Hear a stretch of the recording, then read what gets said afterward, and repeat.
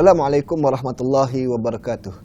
Bertemu kita kembali dalam program Islam Itu Mudah bersama saya untuk membicarakan perkara-perkara yang berkaitan dengan etika sebagai seorang Muslim. Dan insya-Allah pada kali ini kita akan membicarakan etika ketika berbicara, etika untuk memberi nasihat dan sebagainya, yang mana itu adalah panduan daripada Nabi SAW. Para ikhwan yang dikasihi sekalian, ketika berbicara, Nabi SAW mengingatkan kita tentang satu perkara yang sangat penting.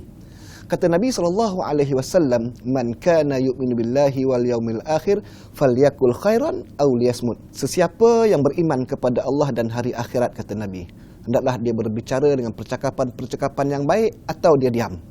Itu konten yang pertama. Sebab bila kita berbicara, perbicaraan kita itu mesti terfokus kepada perkara-perkara yang bermanfaat, yang baik. Sebab itu agama datang mengajarkan kita disiplin, adab dan etika ketika kita berbicara.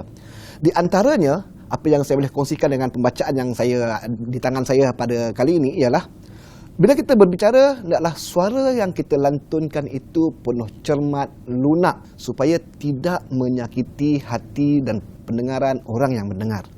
2. Dan yang ketiga, Nabi SAW ketika berbicara, Nabi sangat cermat ketika berbicara. Bahkan kalau ada perkara-perkara yang penting, Nabi SAW akan mengulanginya beberapa kali, sehingga para sahabat yang mendengar bicara Nabi SAW, mereka akan mudah ingat dan terpahat di minda mereka untuk memahami konten yang disebut oleh Nabi SAW. Sebab itu, bila kita berbicara, kita nak memaklumkan sesuatu perkara, bercakap dengan cermat dan teliti. Dan yang ketiga, adab sebagai Muslim ketika kita berbicara, kita jangan cepat untuk memotong cakap orang yang sedang bercakap. Bila seseorang bercakap di hadapan kita, biarkan dia bercakap, habiskan ayat dia, baru kita, kalau ada perkara yang kita nak sampaikan, nak hujahkan, bagi dia habiskan ayat dulu, baru kita boleh faham. Baik. Dan yang keempat, ketika berbicara, Nabi SAW dalam sebuah hadis, saya cukup suka dengan hadis ni. Nabi kata, "Ana za'imun bi baitin fi rabadil jannah." Aku, kata Nabi, menjamin sebuah mahligai dalam syurga, dalam tepian syurga itu, bagi orang yang meninggalkan perdebatan walaupun dia di pihak yang benar. Kehebatan jaminan Nabi SAW kepada orang yang bila dia rasa ketika berbicara, kita bermesyuarat dan sebagainya, ada perkara-perkara yang tak perlu pun kita nak jidal, tak perlu pun kita nak debat. Walaupun kita berasa kita di pihak yang benar, okey, kita tinggalkan perdebatan. Kita bercakap elok-elok dan kita tak perlu nak bertegang leher. Sebab itu, kita kena ambil apa yang disebut oleh Nabi SAW. Nabi jamin sebuah rumah, sebuah istana dalam syurga. Masuk syurga dah satu nikmat, dapat lagi istana, tentu nikmat yang berganda. Kemudian Nabi kata dalam hadis yang berikut ini, Nabi kata, "Dan aku menjamin sebuah mahligai di tengah-tengah syurga." Kepada siapa agaknya? Kepada mereka yang meninggalkan penipuan ketika berbicara. Maksudnya apa? Ketika bercakap, elakkan daripada pendustaan. Maksudnya bercakap benar dalam apa juga perkara sekalipun. Jangan bohong.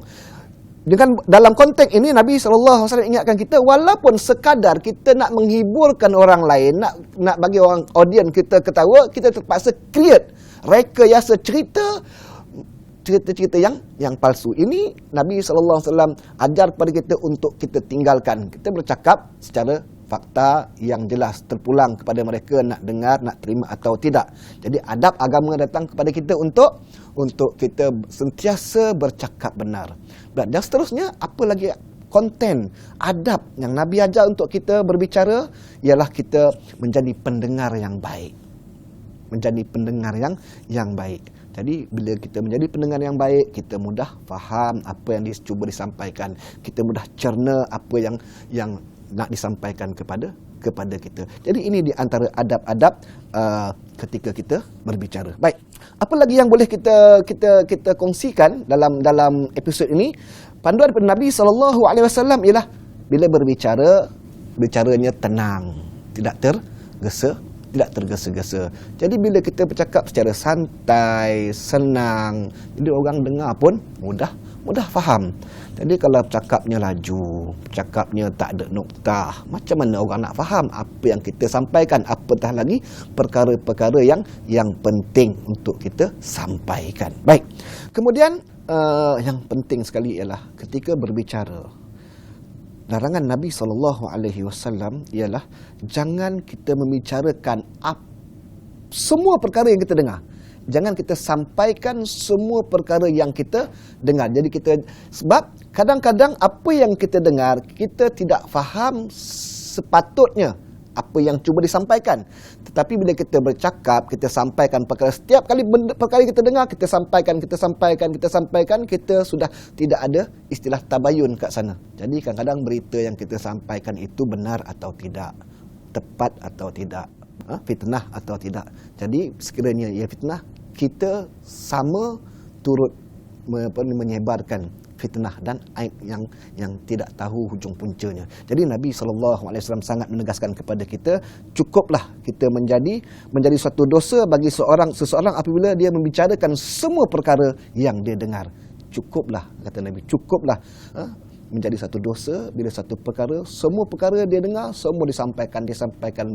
Jadi tuan-tuan, para penonton yang dikasihi sekalian, apa juga perkara yang kita dengar, kita hendaklah timbangkan dulu, kita siasat dulu, kita fikir dulu sesuai atau tidak untuk kita sampaikan, untuk kita sebarkan. Wallahu alam. Baik.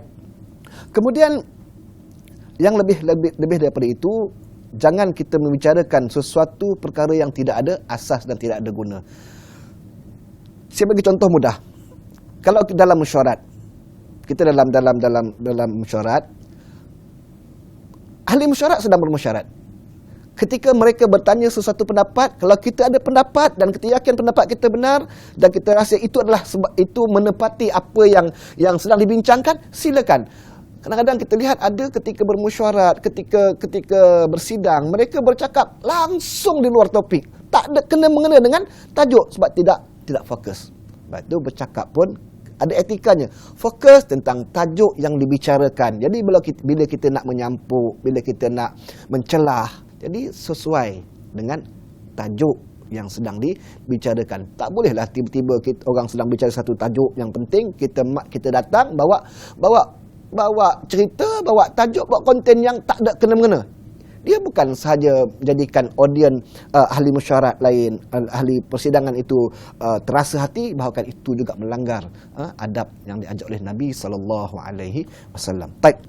Kemudian yang seterusnya ialah menghindari perkataan-perkataan yang jelek dan keji, apatah lagi menghina. Tinggalkan semua itu. Dan yang seterusnya ialah kita saat berbicara, kita jangan tampilkan imej ataupun impresi muka yang sombong. Kadang-kadang kita punya impresi muka, saat cakap pun dia tak senyum, dia sinis, anak matanya tak memandang, bercakap dengan kita tapi anak matanya ke lain. Ini semua adab-adab yang sebegini. Nabi SAW dan Islam ajar kita bila kita berbicara, eye contact kita mesti bergerak seiring dengan tutur bicara kita. Jadi kadang-kadang kita boleh sahaja menghukum ataupun judge kesombongan seseorang itu daripada impress muka dia. Bercakap dengan kita tapi matanya ke lain. Bercakap dengan kita tapi riaknya tidak bersama dengan kita. Jadi tinggalkan perkara-perkara tersebut kerana dia akan memberikan gambaran yang tidak baik dan memberikan imej yang tidak baik untuk diri kita sendiri. Nanti kita akan dicop. Tak guna bercakap dengan dia ni sombong. Cakap pun lebih kurang. Jadi tak fokus. Jadi kita kena letakkan, posisikan diri kita seperti mana apa yang disebut oleh Nabi SAW. Baik. Kemudian apa yang lebih penting daripada itu juga ialah kita jangan memaksa orang menerima apa juga tutur bicara kita. Terpulang kita sendiri pun tidak mahu. Kita dipaksa menerima idea seseorang itu masuk dalam kepala kita dan kita mesti terima. No. Agama datang pada kita dengan jelas bahawa kita tidak boleh memaksa sesiapa untuk menerima apa juga tutur bicara kita. Selain daripada kalamullah dan kalamur Rasul, perkara-perkara lain itu kita boleh berbincang, kita boleh berlapang dada dan kita boleh terima, kita boleh tolak. Imam Syafi'i rahimahullah mengatakan bahawa Percakapan manusia kita boleh terima, kita boleh tolak, kecuali apa yang dijelaskan oleh Allah dan Rasul. Jadi perkara yang dijelaskan oleh Allah dan Rasul, kita tidak layak untuk menolaknya. Kita kena terima apa juga sarana dan pesanan daripada Allah dan Rasul, peringatan daripada Allah dan Rasul. Tetapi dalam konteks kita berbicara, kita mungkin kita boleh terima, kita boleh tolak. Kalau kita tak terima pendapat orang lain, just kita berlapang dada. Dan kalau orang boleh terima pendapat kita, alhamdulillah, itu satu kelebihan kepada kita. Jadi kita kena sentiasa berlapang dada. Jadi sahabat penonton yang dikasihi sekalian, agama datang kepada kita seperti yang disebut pada awal tadi, ialah berbicara sesuai dengan topik yang kita nak sampaikan, berbicara sesuai dengan perkara yang kita nak sampaikan, supaya pendengar kita faham dan juga orang lain juga boleh faham, dan kita kena sentiasa memahami. Kita nak orang faham kita, tapi kadang-kadang mengapa kita tak mau kita faham orang. Jadi ini perkara-perkara yang perlu kita koreksi sama-sama untuk diri kita. InsyaAllah bertemu lagi dalam siri-siri yang akan datang. Semoga Allah Subhanahu wa taala merahmati kita semua. Barakallahu fikum. Assalamualaikum warahmatullahi wabarakatuh. Wallahu a'lam. لا ينسانا الله ستحط قلوب وجبها على أرضه شوقا وصلا لا ينسانا الله